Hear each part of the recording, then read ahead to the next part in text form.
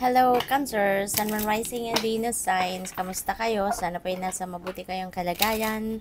Welcome back po sa Star Tarot. At kung bago kayo dito, welcome din po kayo. And please subscribe, like, share my videos, and leave me a comment po kung nakaresonate kayo. Maraming salamat. Paunang mensahe po ninyo would be for general life, no? And we have the Chariot and we have the Hangman.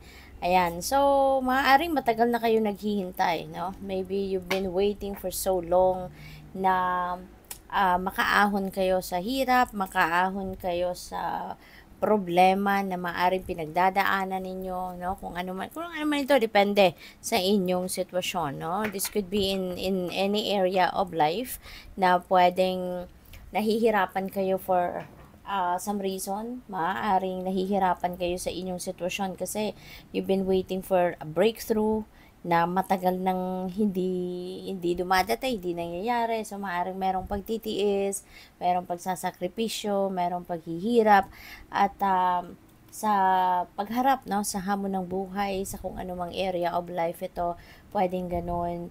Maaari na merong problema ang pinagdadaanan, or maaaring merong mga struggles, hardships na pwedeng pinagdadaanan ng iba sa inyo, and you've been waiting for so long, no, kung papaano kayo makakalabas sa sitwasyon na ito, no?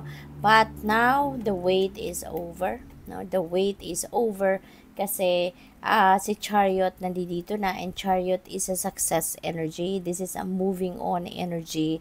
So ibig sabihin, no, na finally, no, after a very long time na pag-aantay ng breakthrough, pag-aantay ng solusyon, pag-aantay ng success, eto, no, sumakses na din kayo rito, no, sa Chariot na ito. Kasi moving on na kayo, moving forward na kayo. Change is coming finally, no, and this is a beautiful change kasi mapagtatagumpayan mo na kung ano man ang mga bagay na nahirapan kayo, no, in the past. Ngayon, you're heading towards a new direction. You're heading towards a new path, no? Nabitbit ninyo yung determination, bitbit ninyo yung inspiration, bitbit ninyo yung tagumpay ninyo, no? At mas may tiwala na kayo ngayon sa sarili ninyo, mas may mas lakas ng loob na kayo sa ngayon na harapin, no, kung ano man ang pwede pa ninyong ma-encounter na paghihirap, difficulties sa panibagong journey na gagawin ninyo kasi nagtagumpay kayo, no? Nagtagumpay kayo, you were able to succeed sa kung ano man ang bagay na to. After a while, no, ng paghihintay, finally, 'di ba? You were able to find the solution, no, sa problema ninyo. So pagdating naman sa inyong money, career, and finances, we have 10 of Wands na yan. So maybe this is related to this, no? Baka yung problema na to na matagal ninyong hinintay na masolusyonan, maaaring yung sitwasyon na to na medyo mahirap para sa inyo, no, na matagal ninyong in-endure, could be related to your money, career, and finances. Kasi burdened kayo rito, overwhelmed kayo sa inyong sitwasyon, overburdened kayo, stressed out kayo, you have a lot of obligation and responsibilities on your back dito na talagang maaring kayo lang yung tanging nagbitbit nito and no one else, no, ang tumulong sa iyo, kaya medyo super challenge, no, talaga ang nangyari dito sa inyo, you know, kaya maaring ito yun, no, maaring ito yun naman pagtatagumpayan ninyo kasi 10 is ending and beginning, no, so pwedeng mag-i-end na to. Ito yung pagtatagumpayan ninyong problema, no, sa pera pala, trabaho pala, sa career ninyo, sa source of income ninyo pala, siguro, no, yung problema matagal ninyong pinagtiisan, no, and ngayon you will be able to to release yourself from this kasi mahahanap mo na yung solusyon. So that's really beautiful. Sa inyong relationship, this is really beautiful. We have Ace of Cups, siksikliglig umaapaw, ang pag-ibig, pagmamahal na maaaring nararanasan ninyo sa ngayon, no? Masaya ang ano ninyo, ang pamilya, kasi masaya kayong mag-asawa, masaya kayong mag-partner, mag-jowa, you know? At maaaring meron ditong celebration, no, na pwedeng dumating because of these blessings na pwede ring ibigay sa inyo ng universe, na talagang makikinabang kayo, you know, pati na ang inyong person at pati na ang inyong mga anak, no, ang inyong pamilya in general. So this is really really beautiful, kasi sadyang ganon talaga, no, sadyang ganon. You can't really have everything all at the same time, diba? Meron talagang, kung nag-succeed kayo sa isang parte ng buhay ninyo, merong ibang parte na medyo compromised, medyo nagkakaproblema, yung ganon, no? But in this case, diba, you're finding the solution, so which is really good. At tapos dito meron kayong biyaya na paparating, no? At isa dyan sa mga biyaya na yan, you are going to be feeling joyful and happy, and merong full of love kayo, no? Yung ganon, so napakaganda. Pwede rin ang iba sa inyo dito, baka mag-aasawa na magpapakasal na, no?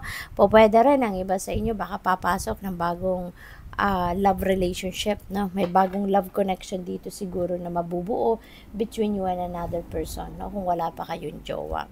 So let's dig deeper into these energies, and before that, pasalamat muna ako sa inyong lahat for subscribing, and kung hindi pa kayo nakapag-subscribe, subscribe na po kayo. And maraming salamat din sa mga hindi nag-skip ng ads dyan. Thank you for your support, pati na rin sa mga nagpapadala ng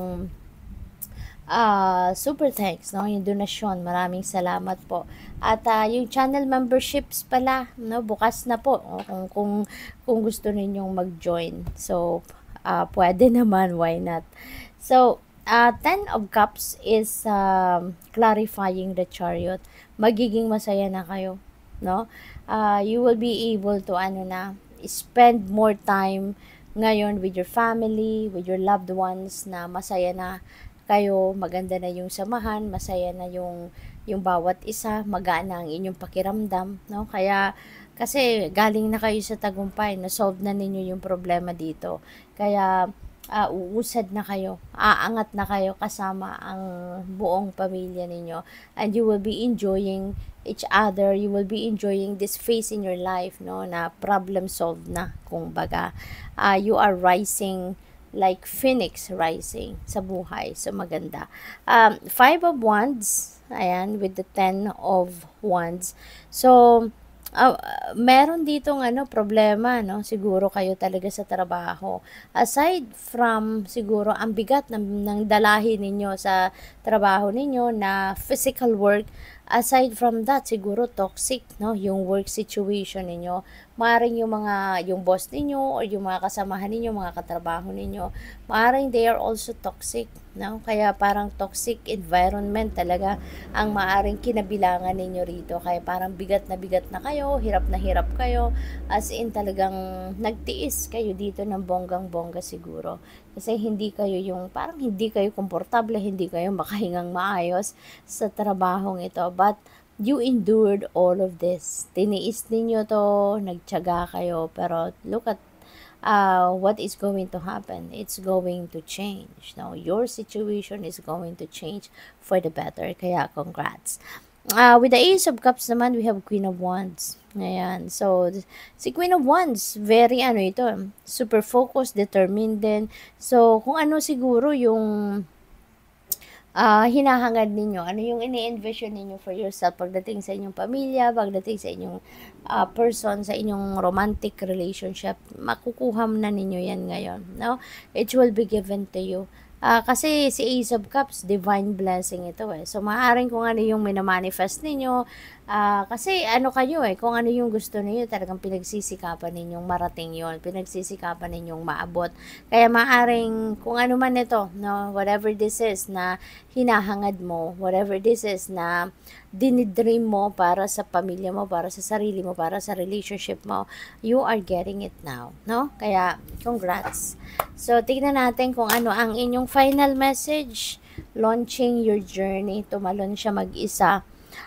So, may travel, no? Pwedeng international travel ito, no? Iba-ibang klaseng landmark ito.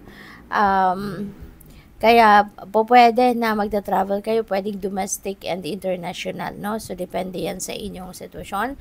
So, good luck po. Thank you for watching. Love and light. Namaste.